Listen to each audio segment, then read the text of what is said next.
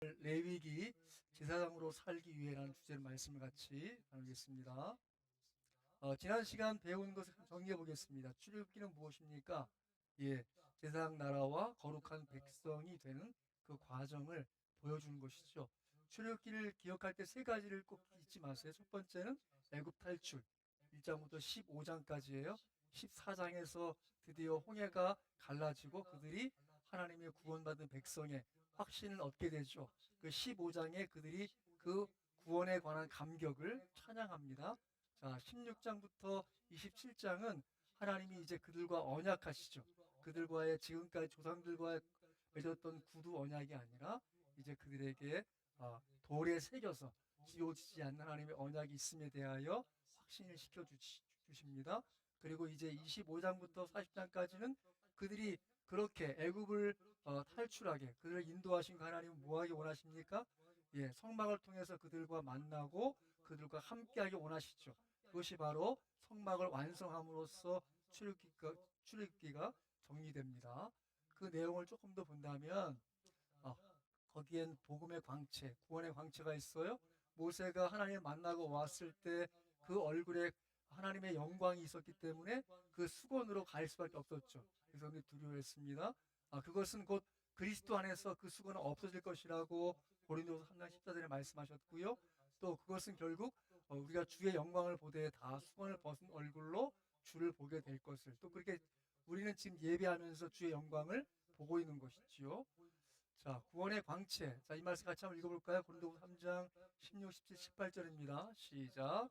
그러나 언제든지 주께로 돌아가면 그 수건이 벗겨지리라. 주는 영이시니 주의 영이 계신 곳에는 자유가 있느니라. 우리가 다 수건을 벗은 얼굴로 거울을 보는 것 같이 주의 영광을 보매 그와 같은 형상으로 변하여 영광에서 영광에 이르니 곧 주의 영으로 말미암음이니라. 여러분, 주 예수를 믿으십니까? 그 은혜 속에 우리가 자유함이 있습니다. 꼭 예배를 드려야 자유함이 있는 것이 아니라 주 예수 십자가의 은혜와 부활을 확신한다면 그 주의 영광이 우리 가운데 있게 되는 것이고, 그 수건이 벗겨진 존재로서 주의 영이 계신 곳에는 자유함이 있는 것이고, 그래서 우리는 주의 영광을 보고 또 그와 같은 형상으로 변화될 것입니다. 그래서 영광에서 영광에 이르게 되는 것은 주의 영으로 하나님의 성령의 인도하심이 우리 안에 있기 때문인 줄 믿습니다. 기억하십시오. 자, 같이 한번 4장 4, 6절 있습니다. 시작.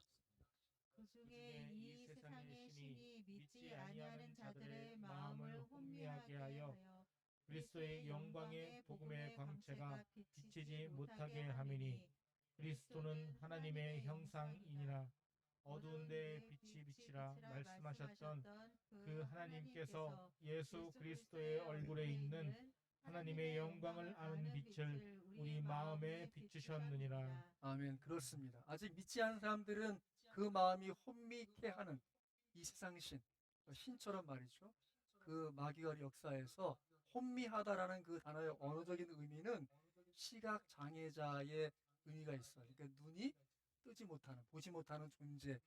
그렇게 돼서 하나님의 영광의 복음을 보지 못하게 되는 것이죠. 하지만 하나님의 형상이신 그리스도께서 우리 안에 임하여 주셔서 빛이 있으라 하셨던 그 하나님이 그리스도의 얼굴에 있는 하나님의 영광을 아는 빛을 우리 마음에 비추어 주셔서 우리가 그 무엇을 말할 수 없는 마음의 빛이 살아있는 존재가 된 줄 믿습니다.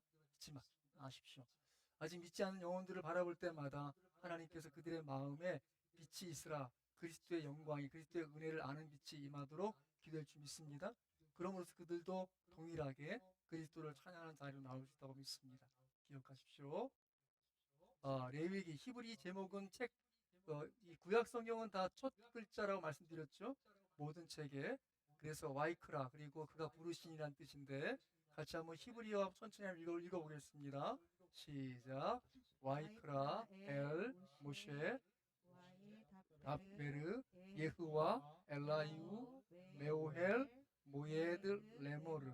그 여호와께서 회막에서 모세를 부르시고 그에게 말씀하여 이르시되 라고 하는, 그리고 그가 부르시니라는 제목으로 와이크라. 레위기를 좀 보겠습니다.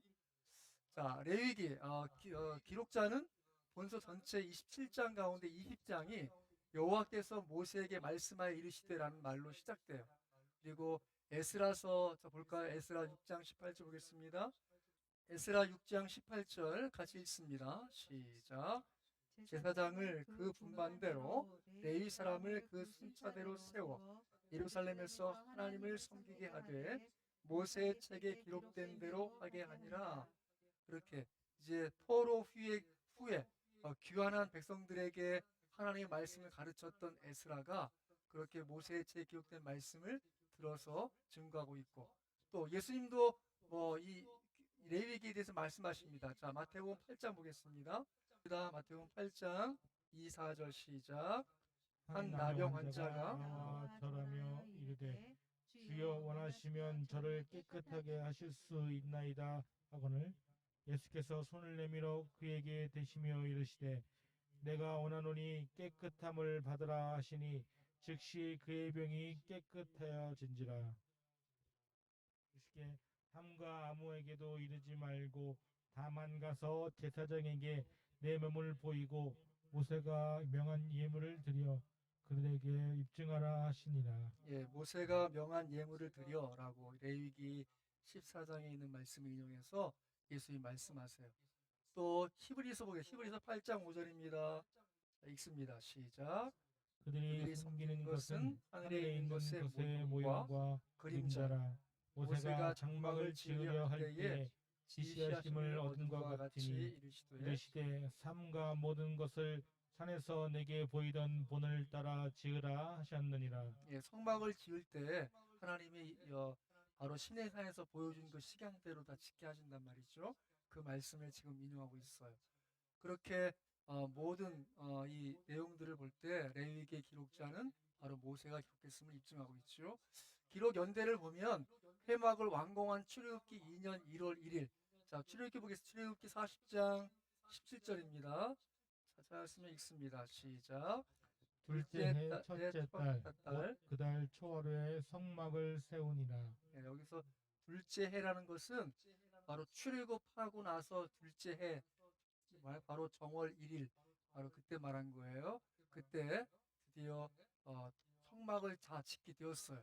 그것은 이제 시내산을 떠난 후 이제 2년 2월 20일에, 자, 민수기 10장 볼까요? 민수기 10장 11절입니다. 같이 읽습니다. 시작.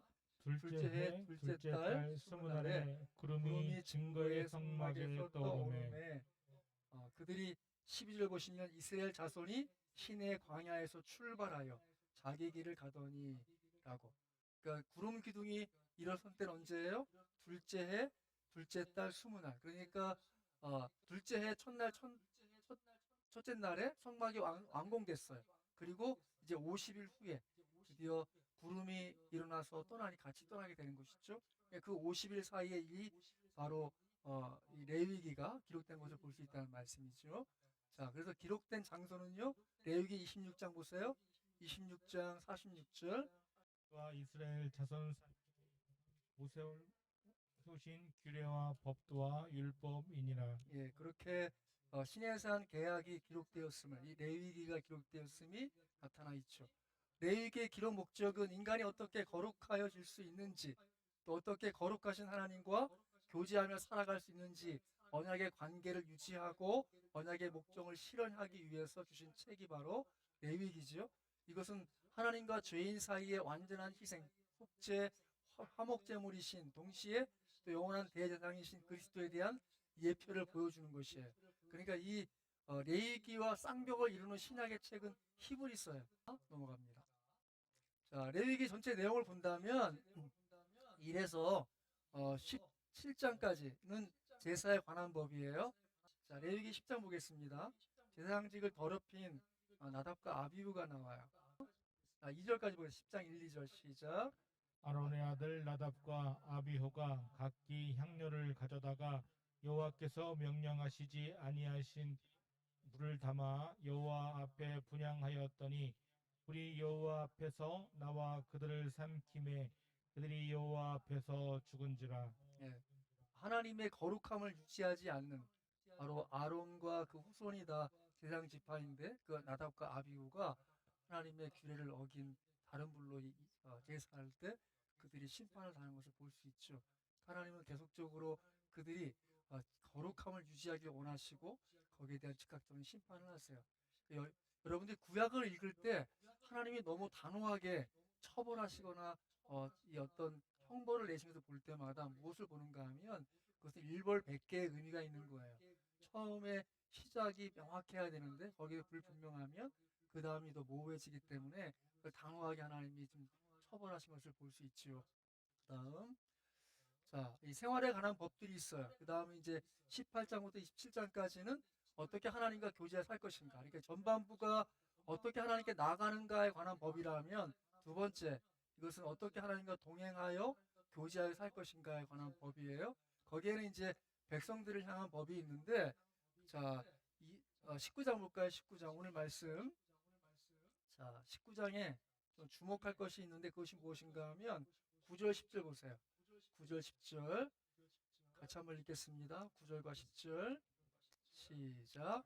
너희가 너희 땅에서 곡식을 거둘 때 너는 반 모퉁이까지 다 거두지 말고 내 떨어진 이삭도 줍지 말며 내 포도원의 열매를 다 따지 말며 내 포도원에 떨어진 열매도 줍지 말고 가난한 사람과 거류민을 위하여 버려두라.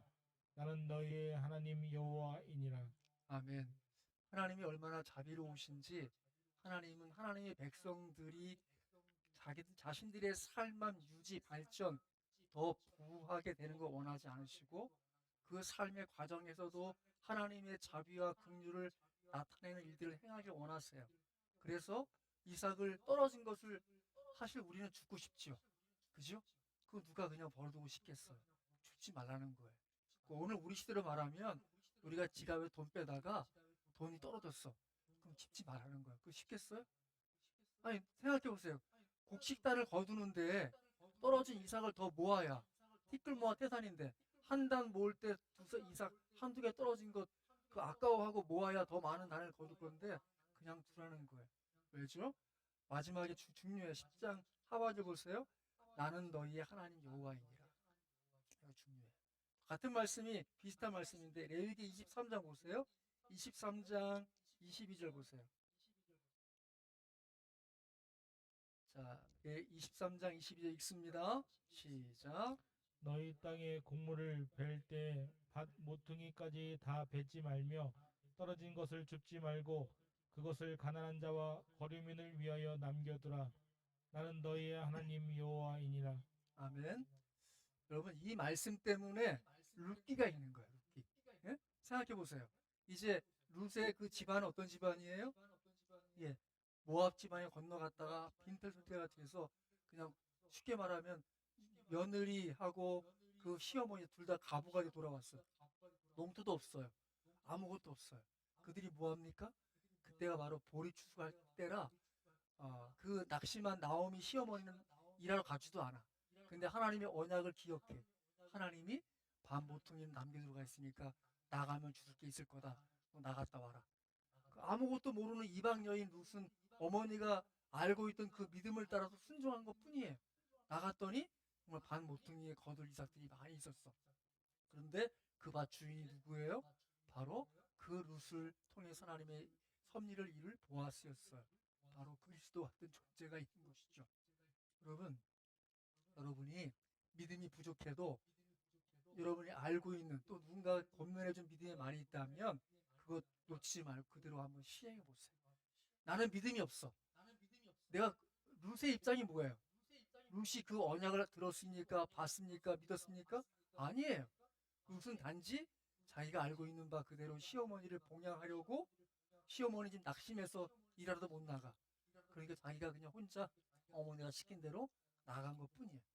그런데 나오미의 얄팍한 그 신앙, 하나님의 이 반모퉁이의 이삭을 그냥 두라고 했던 그 언약을 기억했던 나오미가 나가면 주실 게 있을 거다.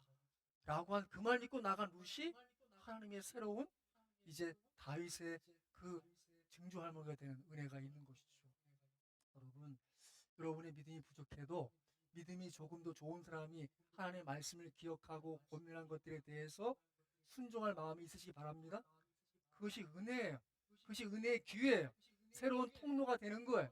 잊지 마세요. 따라합시다. 나는 내 믿음이 부족해도 믿음이 좋은 사람의 권면을 들을 만한 귀를 열고 살겠습니다. 믿습니까? 잊지 마세요. 하나님이 이 언약 속에 담겨둔 그 아름다운 원대한 비전이 어디까지가 있어요? 다윗 왕을 넘어서 그리스도의 성취까지 이루어지는 거예요. 왜죠? 예, 이후에 이 족보에, 그리스도의 족보에 이 말씀을 믿고 따랐던 나오미에 나오지 않고 그렇게 믿고 따르는 그 어머니의 말을 권면해 나갔던 룻이 기록되는 거예요. 예? 하나님의 섭리는 우리가 측량할 수 없는 거예요. 자, 넘어갈게요. 자, 생명과 평강의 언약이 레위 언약이에요. 자, 이 말라기 2장 5절 8절이에요. 근데 여러분 말라기가 어디 책이에요? 구약의 가장 마지막 책이야. 그런데 지금 시점상 생각해 보면 말라기는 BC 430년 경에 기록된 책이야. 레위기는요? BC 1445년.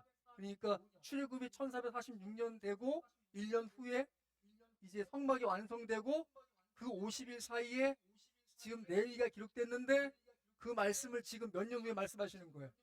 1000년이 지나서 하나님이 말씀하시는 거예요. 뭐라고요? 그러니까 여러분 구약을 이해할 때는 이 레위기를 중요시 생각해야 되고 레위 언약에 대해 생각하셔야 돼요. 같이 한번 읽어볼까요?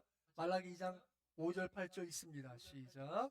레위와 세운 나의 언약은 생명과 평강의 언약이라. 너희는 옳은 길에서 떠나 많은 사람을 율법에 거스르게 하는도다. 나 만군의 여호와가 이르노니 너희가 레위의 언약을 깨뜨렸느니라. 하나님이 그 1000년 동안 그들을 출애굽하여서 지속적으로 그들을 보존하여 하나님의 율법을 맡은 그 책임이 있는 육적 이스라엘 나라로 지키고자 했던 그 언약이 지금 이들에 의해 깨지고 있다고 말씀하고 계시는데 레위 언약이 무엇인가? 모세를 통하여 율법을 이스라엘에게 주셨기 때문에 레위와 세운 언약이라고 하시는 것이고 또 이는 율법이 레위만을 위한 율법이 아니라 레위인의 후손인 모세가 하나님께부터 율법을 받아온 백성들에게 전하였기 때문에 이스라엘과 세운 언약이죠. 그것이 무엇입니까? 예, 바로 이 언약적 제사장 나라의 초청과 거룩한 백성이 되기 위한 그 방향을 하나님 말씀하신 것이 레위 언약이에요. 그래서 민수기 6장 24, 27절 같이 한번 천천히 읽습니다. 시작. 아론과 그 말하여 이르기를 너희는 이스라엘 자손을 위하여 이렇게 축복하여 이르되. 잠깐, 여러분이 이 은혜가 여러분의 심령과 여러분이 만나는 사람들의 이런 축복의 말이 여러분의 입술에 담겨서 그렇게 여러분들이 제사장적 사명을 이루시기 바랍니다. 같이 한번 24절 읽습니다. 시작. 여호와는 내게 복을 주시고 너를 지키시를 원하며 여호와는 그 얼굴을 내게 비추사 은혜 베푸시기를 원하며 여호와는 그 얼굴을 내게로 향하여 드사 평강 주시기를 원하노라 할지니라 하라. 그들은 이같이 내 이름으로 이스라엘 자손에게 축복할지니 내가 그들에게 복을 주리라. 아멘. 믿습니까? 세상적 나라의 사명은 무엇입니까? 바로 그들로 하나님이 주신 그 은혜를 힘입어 세상적 사명을 가지고 하나님의 축복을 선언하고 선포하고 이루어지도록 그들에게 시행할 권한이 그들에게 주어진 걸 믿습니다. 그것이 바로 레위 언약이에요. 그것은 볼 것은 레위가 그 누굽니까? 레위. 레위란 이름의 뜻은 연합된 자란 뜻이에요. 야곱의 첫째 아내인 레아가 통해서 나온 셋째 아들이에요. 야곱이 자꾸 마음을 주지 않으니까 셋째 아들 낳은 레아가 이제 내 남편 야곱은 나와 연합할 것이다. 이 아들을 낳았으니까 하고 레위라고 이름을 지었어요. 레위 자손은 가나안 온 땅에 흩어져 살게 될 것이라는 저주를 받게 돼요. 창세기 49장 5, 7절 보면 왜 그런가 하면 이 야곱이 이제 세겜 족속을 향해서 지나갈 때 야곱의 딸 하나가 딥나가 있는데 거기서 겁간을 당해요. 그러니까 레이하고 시몬이 짜서 그 아들들을 다 죽여.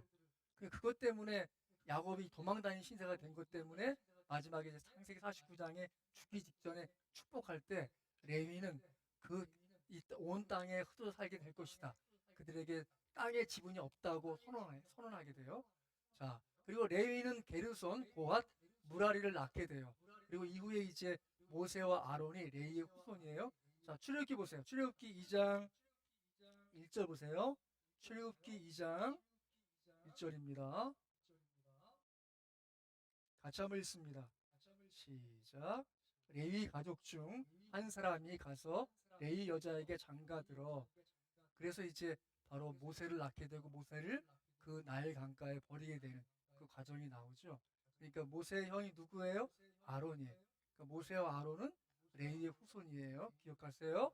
자, 출애굽 후에 광해 상열 도중에 금송아지 사건이 이제 일어나는데 유일하게 우상을 숭배하지 않고 오히려 하나님의 심판을 시행한 사람들이 바로 레위 족속이에요.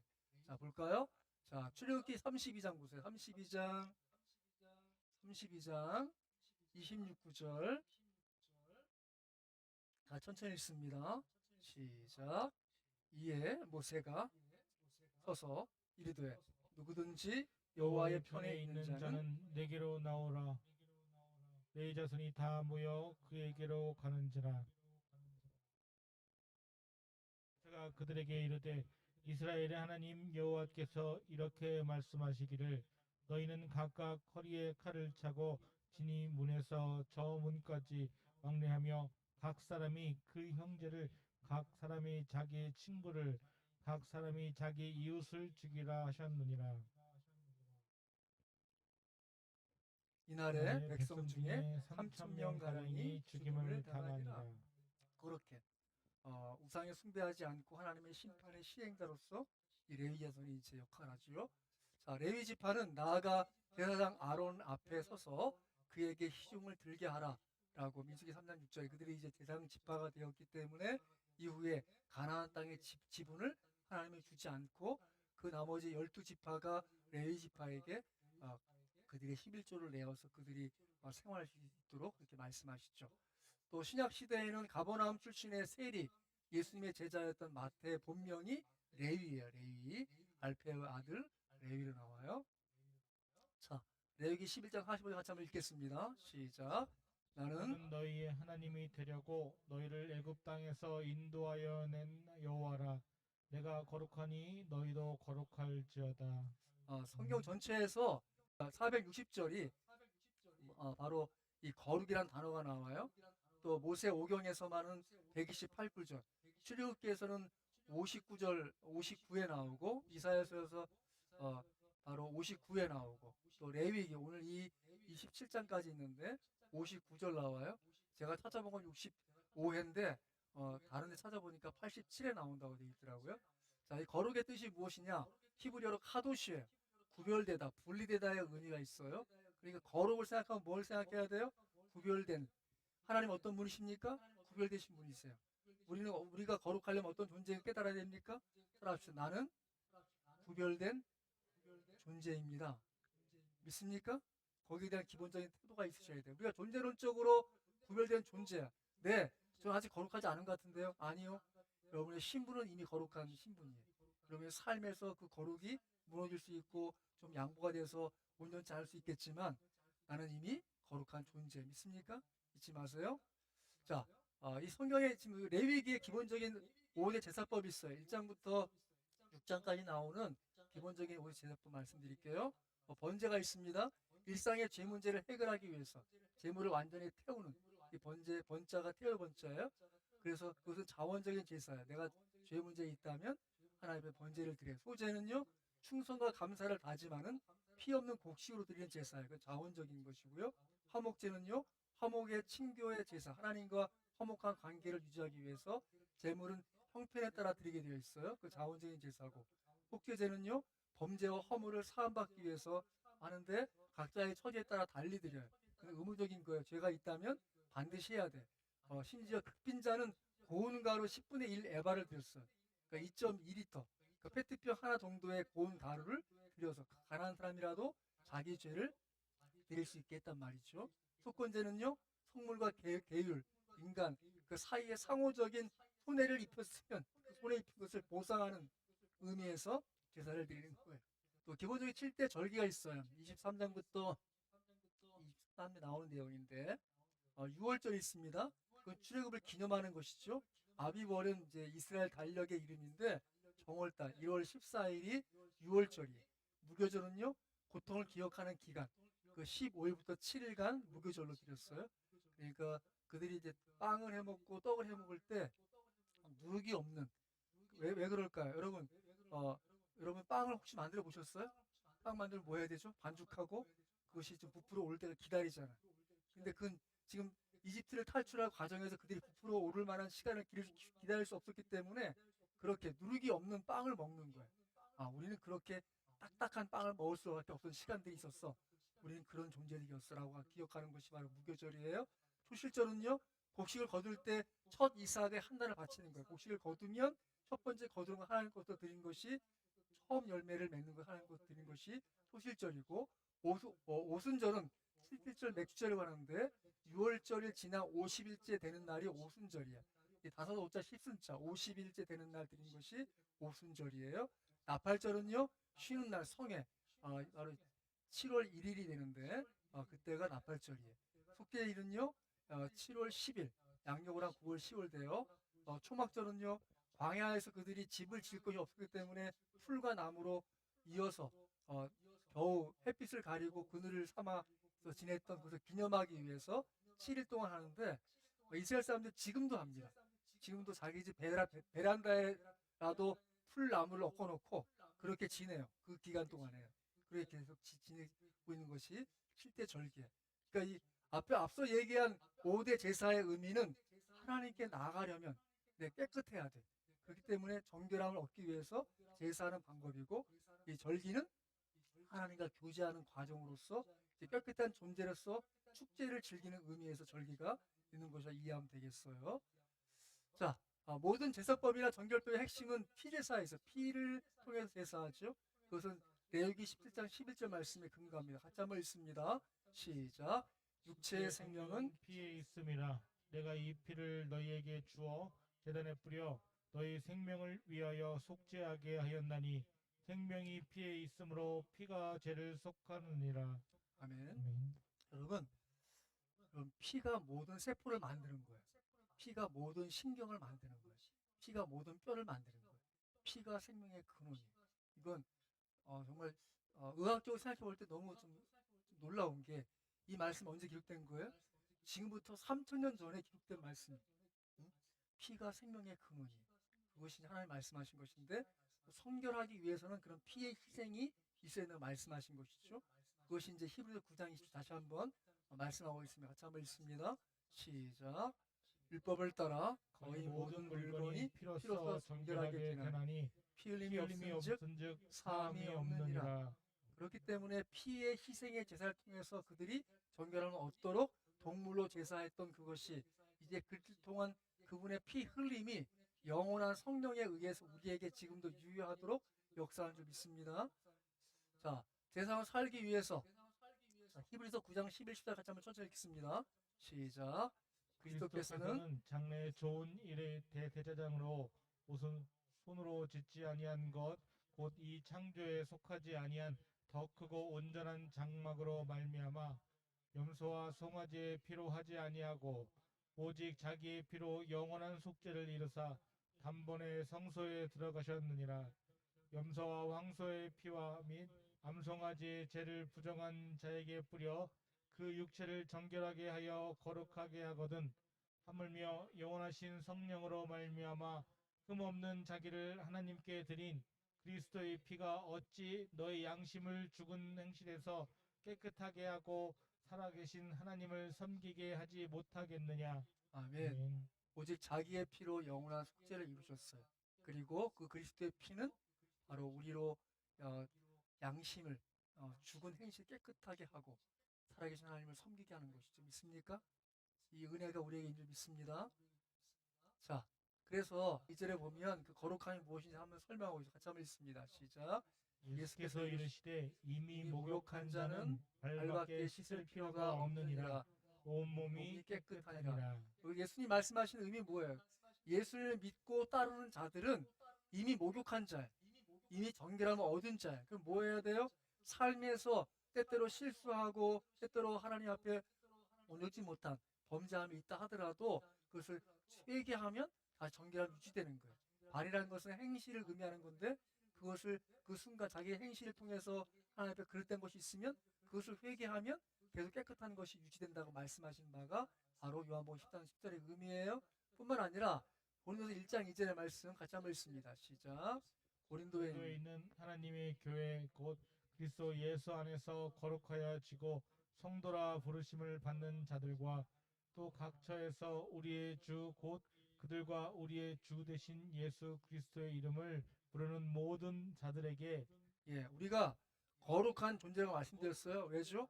이미 그리스도 통해서 그리스도와 연합한 자이기 때문에 그분의 거룩함에 나의 거룩함이 덧입어져서 이미 거룩한 존재. 그런데 우리의 삶에서 그 거룩함들이 좀 무너지고 깨질 수 있지만 존재적으로 이미 우리는 거룩한 성도예요. 거룩한 성도 잊지 마세요. 제사장 살기 위해 무엇이 필요합니까? 오늘 말씀 민수기 19장 2절 말씀에 이렇게 말씀하십니다. 너는 이스라엘 자손의 온 회중에게 말하여 이르라. 너희는 거룩하라. 이는 나 여호와 너희 하나님이 거룩함이니라.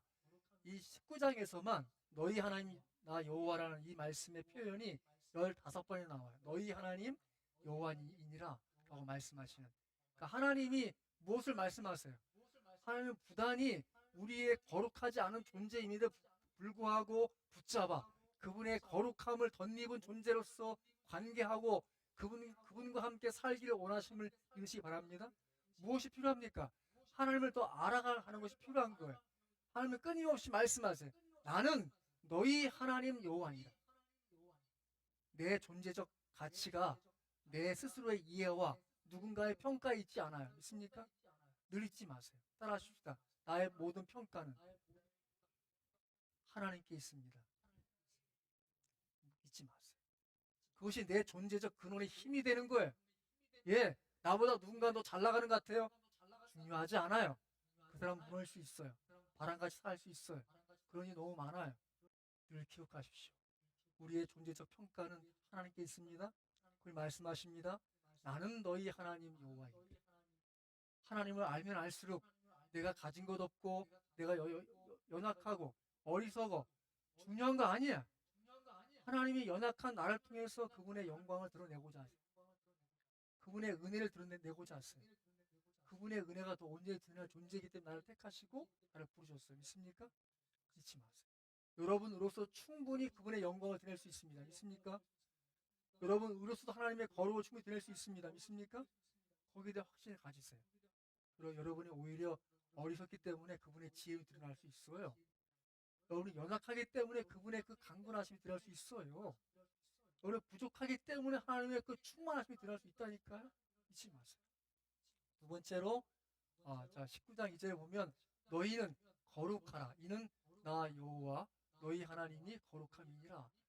거룩함이 우리의 신앙의 방향이에요. 내가 더 부해지는 것, 더 넓은 집으로 이사가는 것, 좋은 차 타는 것, 다 가치 없어요.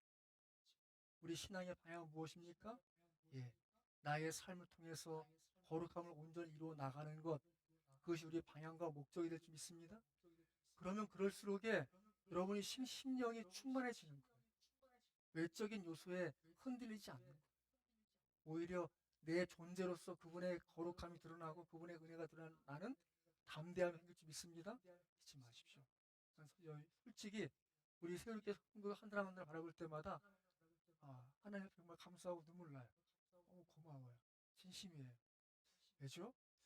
우리 교회가 별것 아닌 것 같은데 작은 일에 쓰임받고 하나님 앞에 마음 쓰는 것 저 혼자 하는 게 아니잖아요. 여러분이 다 마음 모아주고 그래 지지해주고 도와주기 때문에 가능한 것이기 때문에 제가 이번 주에 우리 송집사님이 단톡에 올린 미얀마 봉사 갔던 거 보면서 눈물이 나는 거예요. 우리가 감당할 수 없는 일이 어떻게 했을까 싶은 생각이 들어서 너무 지나고 보니까 너무 감사한 거예요. 다시 한번 그 원성희 선교사님과 우리 하은혜 선교사님 위해서 기도하게 됐어요. 하나님 그 아이들 그 눈동자 보니까 막 새로운 거야. 벌써 그 시간이 지나서 그 아이들이 이제 중고등학생이 되고 초등학교 가서 그 수업했던 아이들 말이죠. 근데 이번에 뉴스를 보니까 19살 아이가 총을 맞았더라고.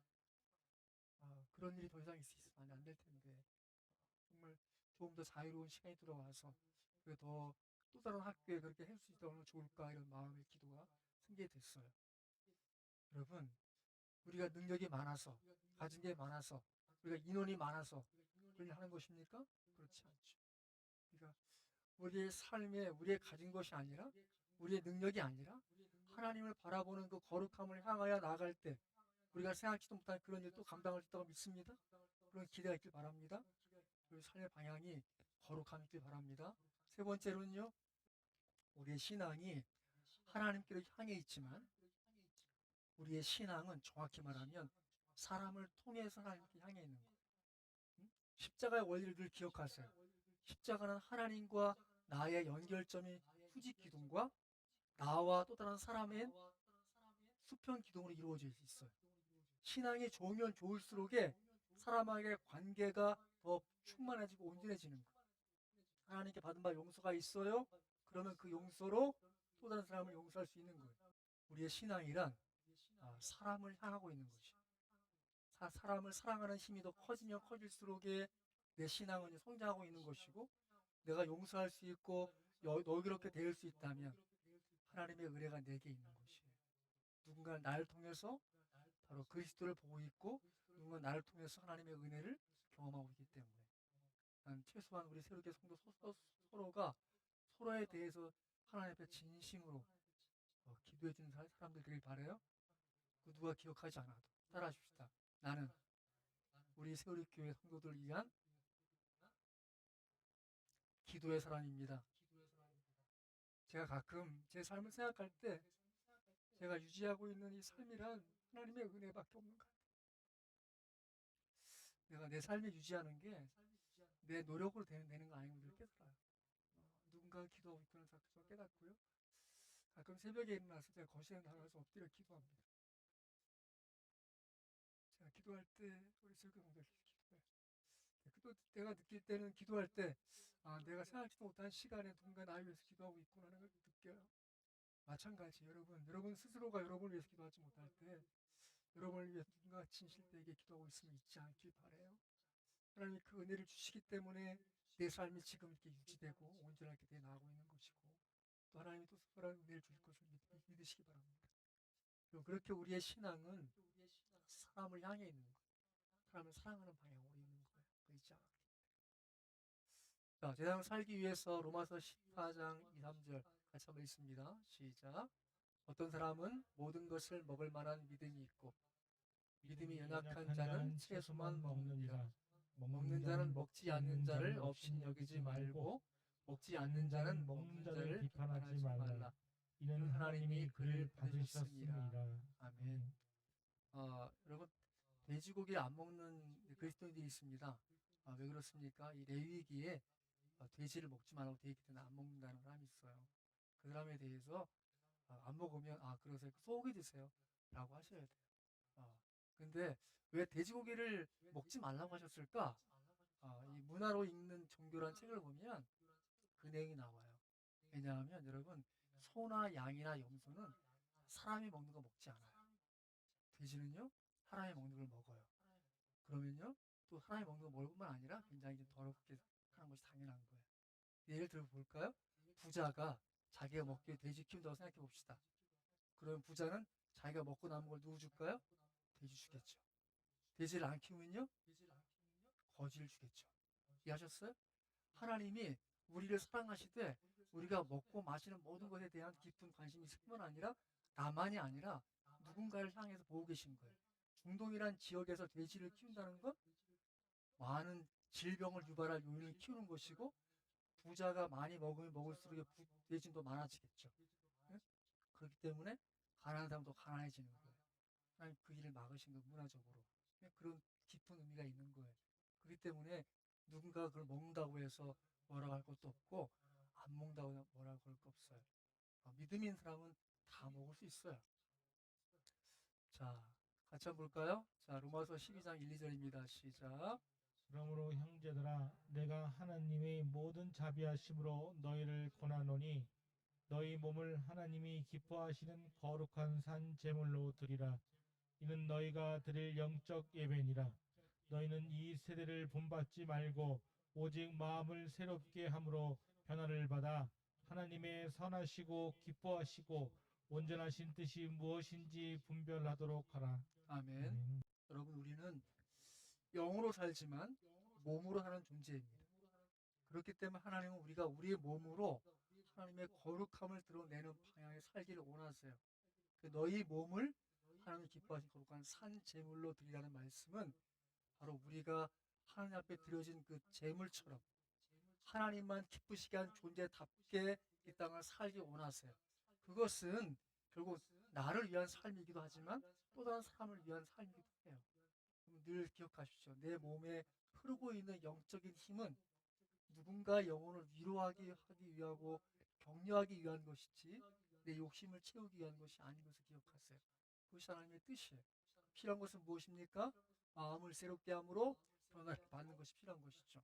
여러분, 우리는 끊임없이 이전의 마음이 아니라 하나님 앞에 설 때마다 새로워지는 마음을 살고 있는 거예요. 예배드리가 왜 중요합니까? 제가 돌아보니까 지나간 1년 동안 그래도 예배를 충실히 드렸기 때문에 내 삶이 유지되고 있는 거예요. 이 예배가 별거 아닌 것 같아요? 그렇지 않아요. 제가 20년 목회를 돌아보니까 어느 한순간 뭐 확 좋아진 건 없어요. 근데 신기한 건 하나님이 서서히 조금씩 좀 더 안정감 있게 살아오게 도와주셨더라고요. 그것이 왜 그럴까? 예, 제가 예배에 충실한 삶을 살았기 때문에 그렇다고 보여져요. 마찬가지 여러분. 지난주와 이번 주와 똑같아요? 다음 주, 그 다음 주 똑같을 것 같아요? 절대 그렇지 않아요. 믿음으로 예배를 잘 드리면 드릴수록에 내 삶은 더 안정감 있게 또 충만함으로 또 온전함으로 나아갈 줄 믿습니다. 그렇기 때문에 분별력이 생기는 거예요.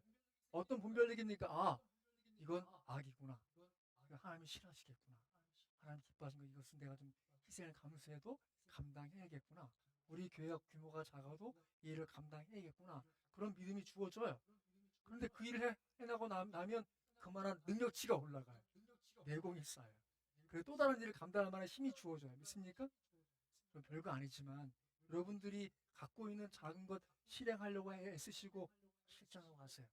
그것이 여러분의 믿음을 키울 뿐 아니라 여러분 안에 내적인 힘이 커져서 누군가를 능히 도울 만한 힘도 주어져요.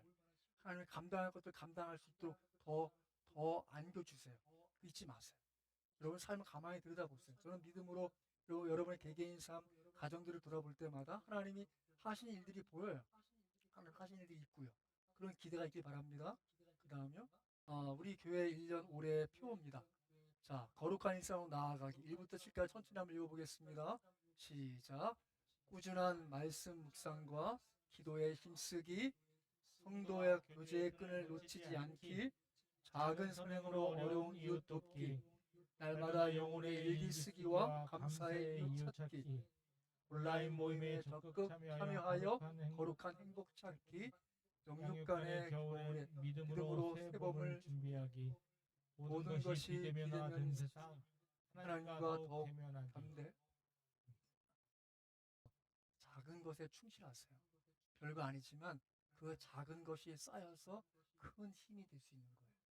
여러분 안에서 끊임없이 말씀 묵상하시고 성도에 교제하는 것 힘쓰시고 또 시간이 된다면 남을 도울 수 있는 게 도우시고 또 영혼의 일기 쓰세요. 제발 부탁이에요.